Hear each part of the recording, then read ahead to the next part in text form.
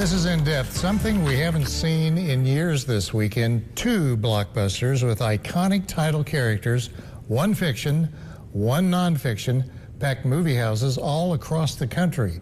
It gave theater supporters a breath of fresh air and perhaps new hope that getting off the couch and heading to the movie theater is back.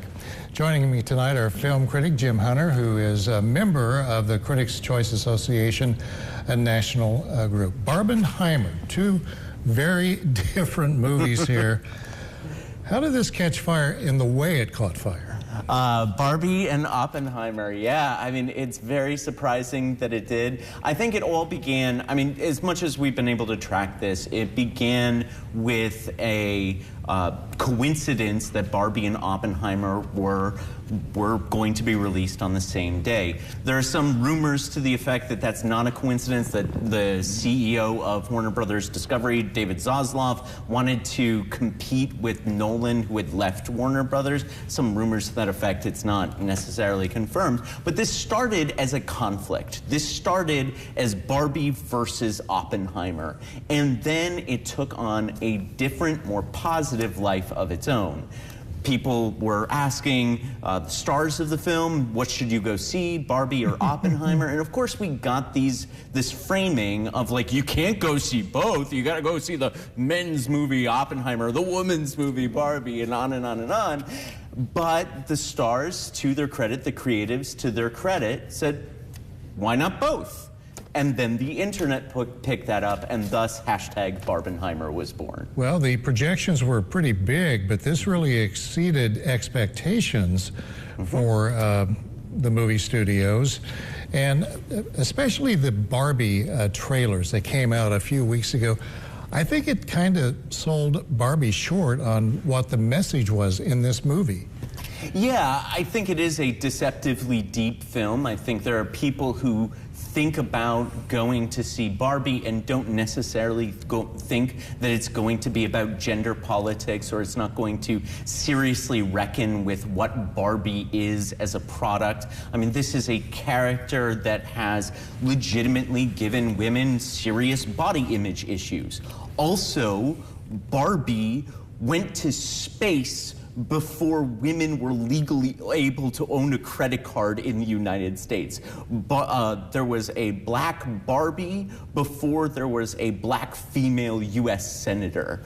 Barbie was running for president before a real woman was on the Supreme Court. So Barbie has always been this feminist figure at the same time that it is a serious that there are serious issues associated with the doll. And the movie reckons with all of that. And I do think that you're right, that perhaps people weren't expecting that, but it was Greta Gerwig. And one of the things that makes Barbenheimer so interesting and so heartwarming, and just, it makes you believe in people in cinema and movie-going again, is that people were able to accept it, and people were able to enjoy both movies on their own terms, different terms though they may be. And I was intrigued, as I'm sure millions were and are, about Oppenheimer. Basically, being a student of history, a very critical piece of history. You've seen that movie too, and we've got two very different movies here, but both have messages. Oppenheimer, what did you learn? Both of them are about legacy. Both of them are about geopolitics. Both of them are deep character studies about existential crises. Oppenheimer is a bit more grim in its presentation of those themes. Oppenheimer is a brilliant film, and one that I really, really liked. I've got a full review on tristatehomepage.com, on our website. I'll just go to the community tab, full review of both of the movies. But what I would say is that Oppenheimer is everything that you think it would be. A Christopher Nolan biopic, 3 hours, it's dense, it's heady, sometimes you feel like you need a degree in nuclear physics or geopolitics to understand it, but it's still a really compelling movie with a strong central performance by Cillian Murphy and Robert Downey Jr. in a supporting role. And ironically, the epitome of these films, well, Barbie was created, I believe, in the late 1950s. Oppenheimer was paying dearly for what he stood for in the 1950s, obviously being in charge of the Manhattan Project. But it's ironic that these products of the nuclear age are doing what they did this past weekend.